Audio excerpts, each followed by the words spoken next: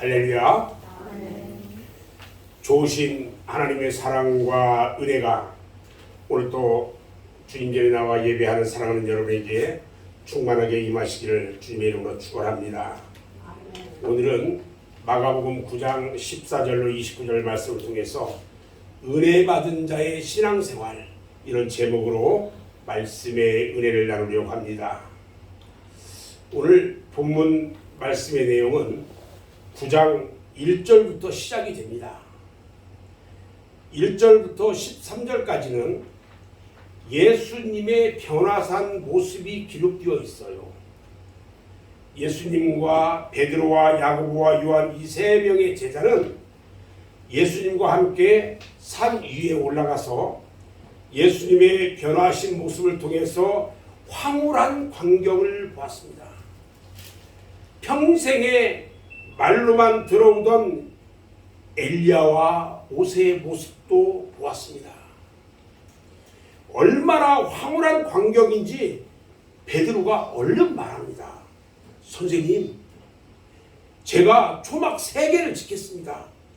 하나는 주님을 위해서 짓고, 하나는 모세를 위해서 짓고, 하나는 엘리야를 위해서 짓겠습니다.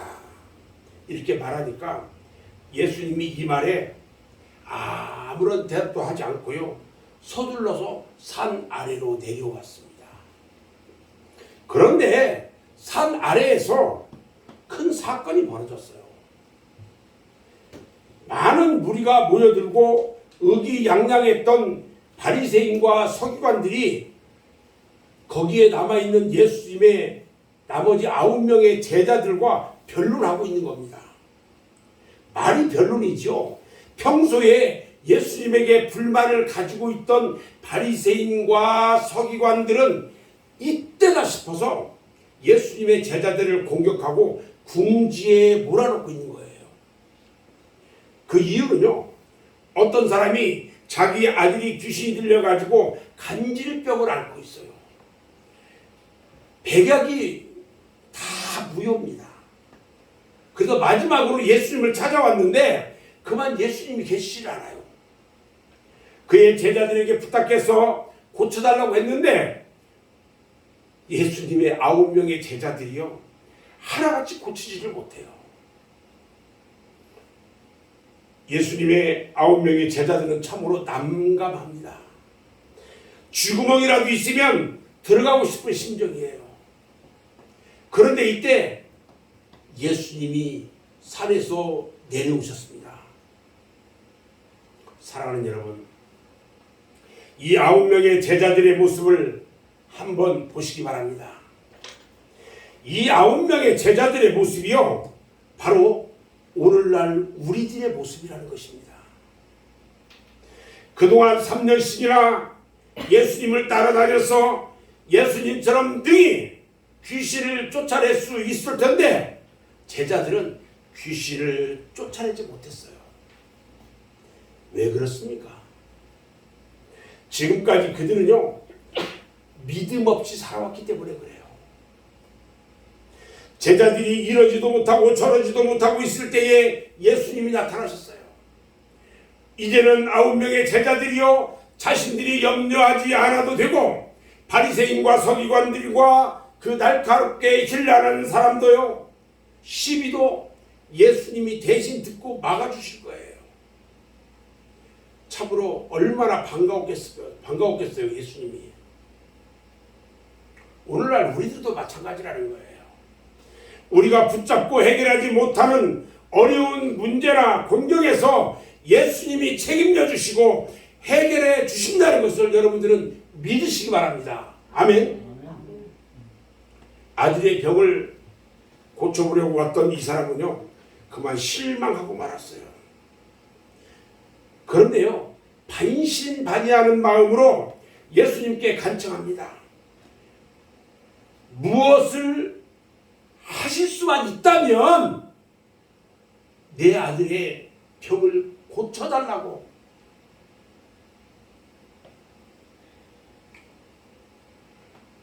무엇이든지 할 수만 있다면 어떤 방법으로든지 내 아들을 좀 고쳐달라고. 그러자 예수님께서 그를 책망합니다. 그 아버지를 책망해요.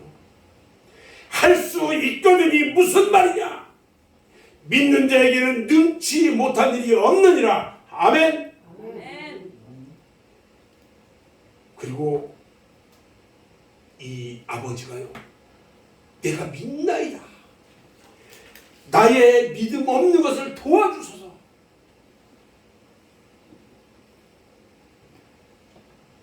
여러분, 믿어야 합니다. 예수님은요, 그 아이를 데려오라고 합니다. 그리고 귀신을 명에서 쫓아내버립니다. 나중에 모든 무리들이 다 간 뒤에 9명의 제자들이 예수님께 조용히 물었어요. 선생님, 우리는 어찌해서 그 귀신들을 쫓아내지 못했습니까? 그냥 예수님께서 대답합니다. 기도 외에 다른 것으로는 이런 종류가 나갈 수 없느니라.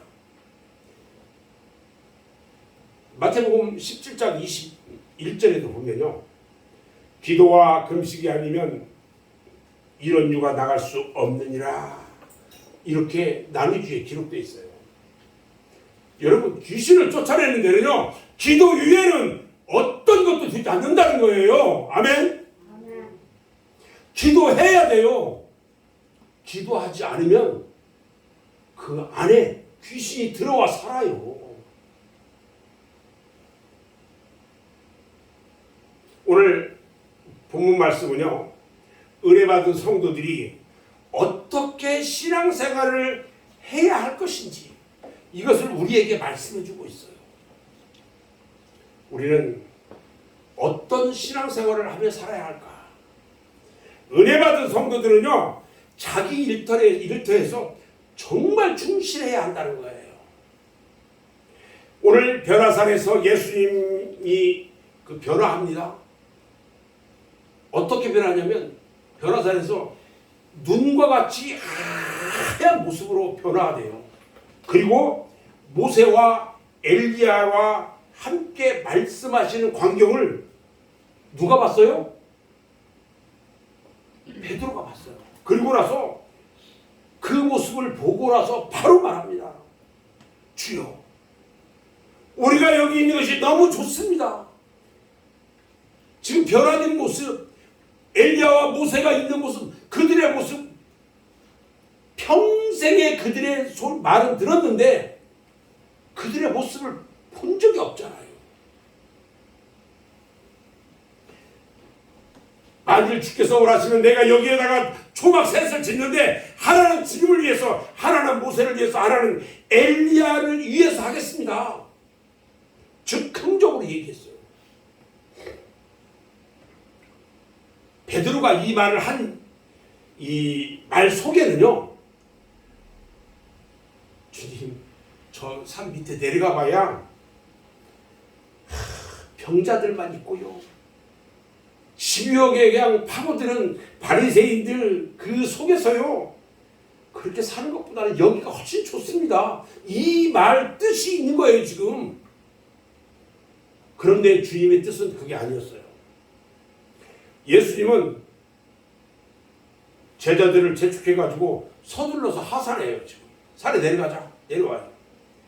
근데 예수님이 와보니까 밑에서 9명의 제자들과 큰 변론이 일어나 있는 거예요. 지금 오늘 우리들이요, 이 말씀을 통해서 은혜 받은 성도들은 항상 교회에만 붙어 있으라고 하는 것이 아니다는 거예요. 세상으로 가서 빛과 소금의 직분을 감당하라는 말씀이에요. 하나의 미랄이 되라는 말씀이라는 거죠. 예수 믿으면서 밖에 나가서 나 예수 믿습니다, 그 말 한마디도 못하고요, 예수 믿으라고 같이 교회 가자고 말 한마디도 하지 않는 사람, 이 사람들에게 지금 하는 이야기예요. 지금 교회에서는 집사고 권사고 뭔데 밖에 나가서 한마디 얘기하지 않아요. 우리 그리스도인들은요, 항상 사회와 함께 살아가요. 더불어 살아가요. 사회 속에서 예수 그리스도를 증거하면서 부패한 세상 속에서 빛과 소금의 직분을 감당해야 되는 거예요. 다른 종교들처럼 세상 버리고 산속으로 숨는 것이 아니에요. 세상 속에서 세상을 구원해야 하는 것입니다. 아멘? 배는요, 물이 있어야 돼요. 그 물 속에서 배는 움직일 수가 있고요. 목적된 곳으로 갈 수가 있는 거예요, 배는. 그런데 배 안에 물이 들어오면 안 되죠. 물이 들어오면 어떻게 돼요? 배는 침몰하게 돼요. 마찬가지로 우리 그리스도인들은요, 세상 속에서 살아가야 하지만 세상의 풍조가 우리의 신앙 속으로 들어오면 안 된다는 거예요. 그렇게 되면 우리들의 믿음은요, 여지없이 파산을 하게 돼요. 배가 침몰하는 것처럼 우리의 믿음이 침몰하고 마는 거예요.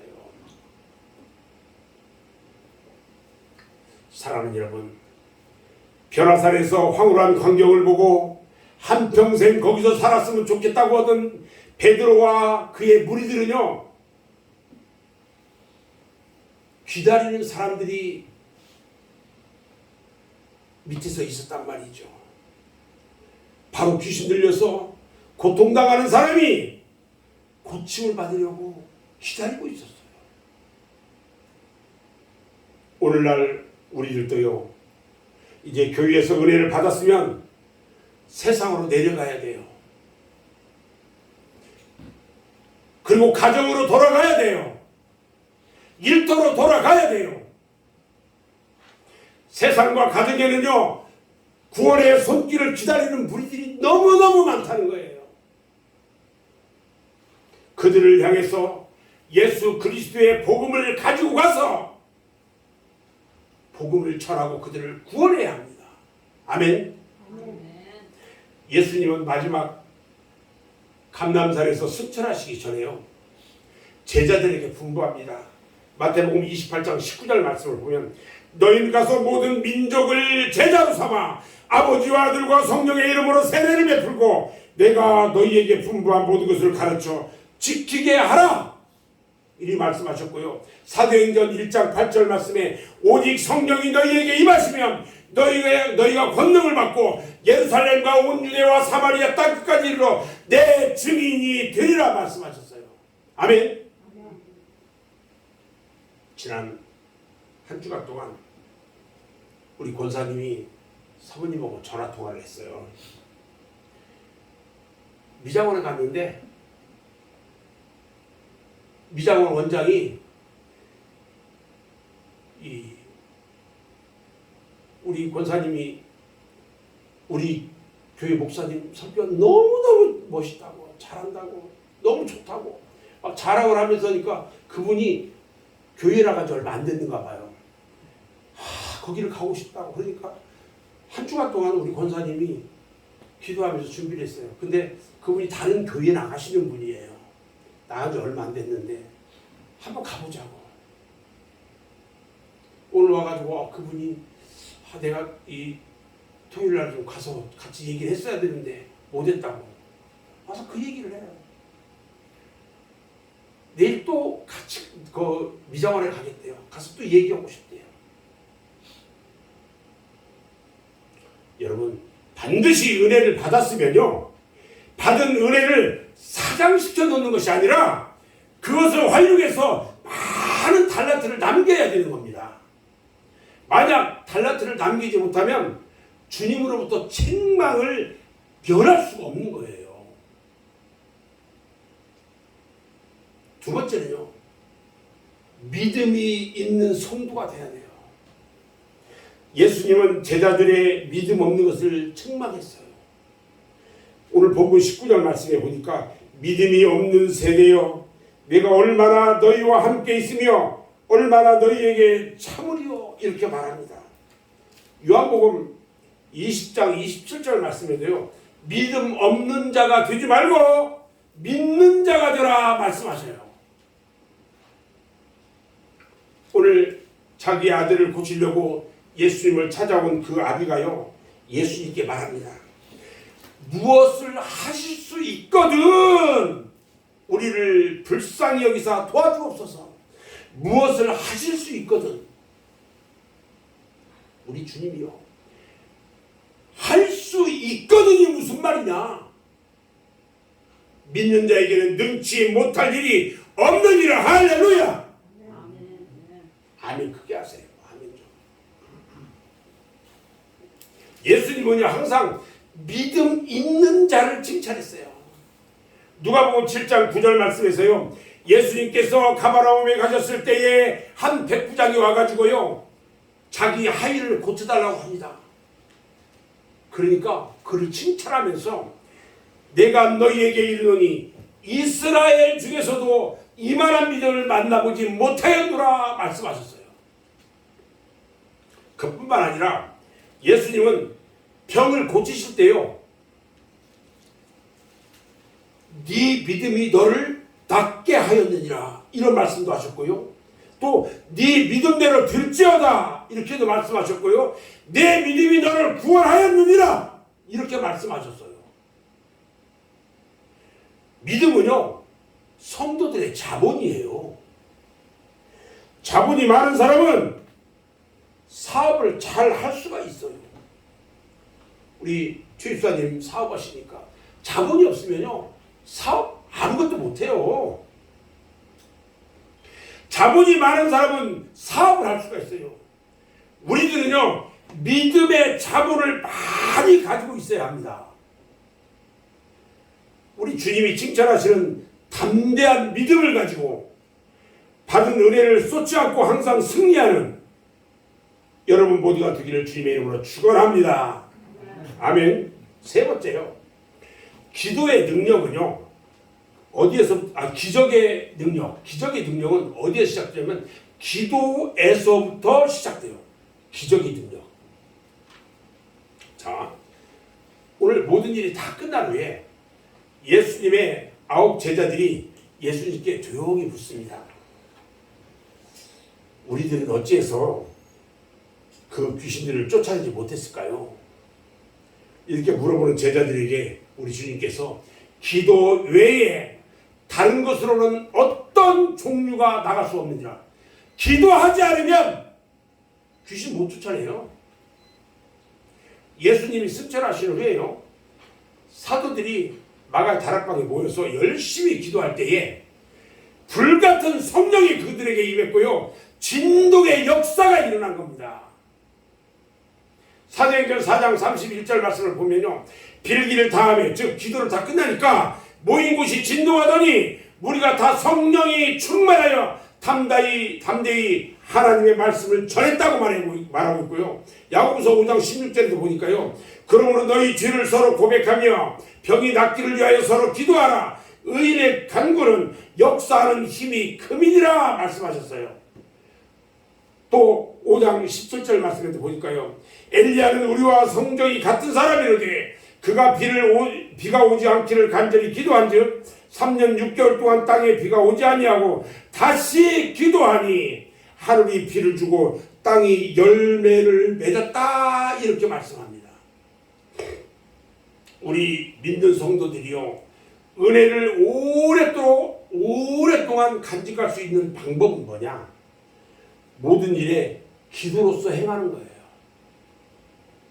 아침에요 새벽 말씀 제가 여러분들한테 보내주는데 새벽 말씀 딱 보고 하루를 그 말씀대로만 살으려고 해보세요. 은혜가 넘치게 되어 있어요.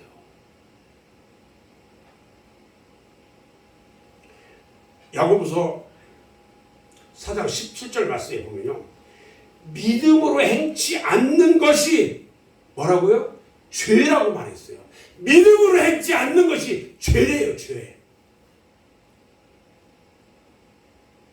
네 번째는요, 깨어있는 자가 되어야 한다는 거예요. 예수님께서는 제자들에게 마지막 말세에 대해서 마태복음 24장 42절로 44절에서 말씀합니다. 그러므로 깨어있으라. 어느 날에 너희 주가 임할는지 너희가 알지 못함이니라. 너희도 아는 바니 만일 집주인이 도둑이 어느 시각에 올 줄을 알았더라면 깨어있어 그 집을 뚫지 못하게 하였으리라. 이러므로 너희도 준비하고 있으라. 생각하지 않은 때에 인자가 오리라 말씀하셨어요. 예수님께서요, 겟세마네 동산에서 마지막 기도를 하실 때예요. 잠자는 제자들에게 오셨어요. 3명의 제자들을 데리고 올라갔잖아요. 거기에서 시험에 들지 않게 기도하라고 그랬어요.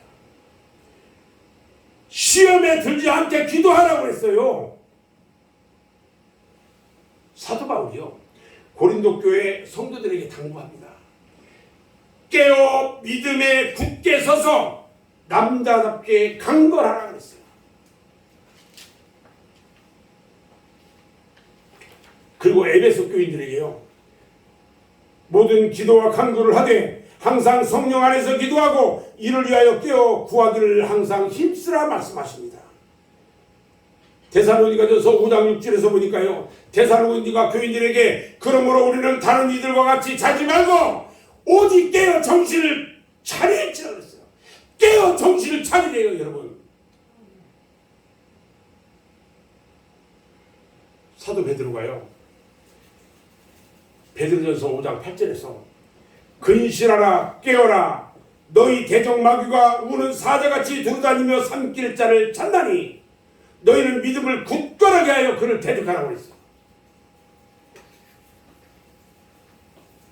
이런 말씀들은요, 우리들의 육신의 잠을 말하는 것이 아니라 영적으로 우리들의 신앙이 깨어 있어야 한다는 말씀이에요.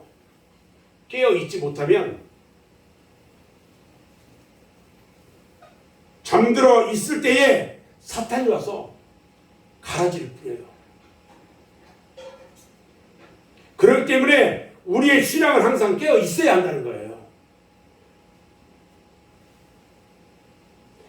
한밤중에요, 동네에 개 한 마리가 짖으면요, 온 동네 개들이 다 한꺼번에 짖어요.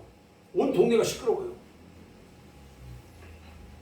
기왕이면 먼저 깨서 먼저 도둑을 발견하고 짖을 수 있는 개와 같이 항상 먼저 깨어서 먼저 하나님께 부르짖는 여러분 모두가 되기를 주님의 이름으로 축원합니다. 아멘. 사랑하는 여러분, 이 시대를요, 뭐라고 하냐면 어둠의 시대라고 해요.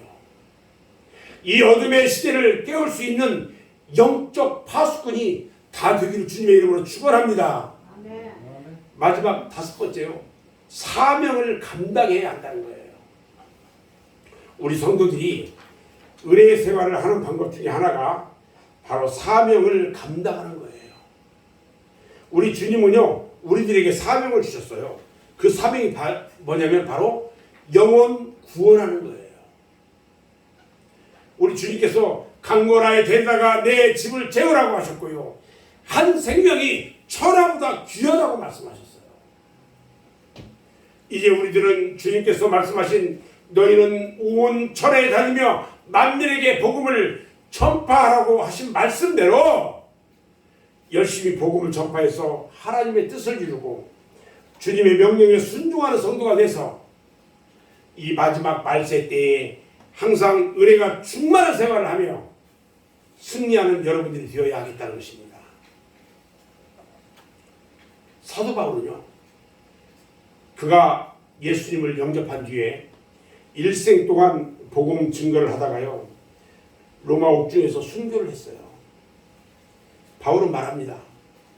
복음을 증거하지 않으면 내게 화가 미친다고 했어요. 복음을 증거하지 않으면 나한테 화가 미친대요. 이 복음 증거하는 사명이야말로 가장 위대한 것이고 가장 거룩한 것이에요. 이 사명을 잘 감당하는 자에게는 하나님이 의의 면류관을 예비하셨다고 말씀하셨어요. 그리고 하늘의 별과 같이 빛난다고 말씀하셨어요. 아멘. 아멘. 저는 이제 오늘 말씀을 마무리하려고 하는데요, 사랑하는 우리 맑은 샘교회 성도 여러분들은요, 항상 하나님의 은혜 안에서 살아가야 합니다. 이 세상에 있는 모든 만물들이요, 하나님이 주시는 햇빛과 바람과 비와 공기 속에서 살아가듯이 우리들은 항상 하나님의 은혜 안에서 살아야 돼요.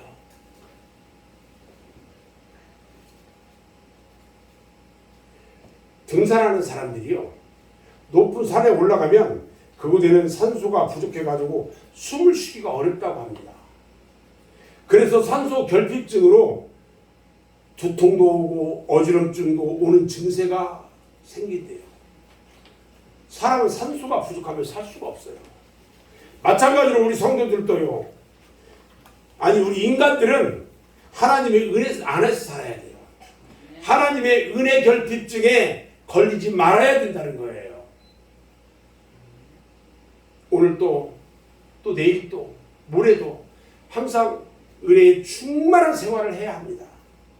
그러기 위해서는 내가 생활하는 데 있어서 빛과 소금의 직분을 잘 감당해야 되고요, 믿음 있는 성도가 되어야 되고요, 기도하는 성도가 돼서 능력 있는 생활을 해야 한다는 겁니다.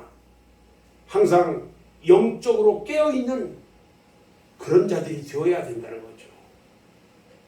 그리고 사명을 잘 감당하는 성도가 되어야 합니다. 아무쪼록 우리 맑은샘 교회 성도 여러분 모두는요, 성령 충만하고 은혜 충만하고 말씀에 충만해서 항상 주 안에서 승리하는 여러분 모두가 되시기를 주님의 이름으로 축원합니다. 아멘. 기도하겠습니다.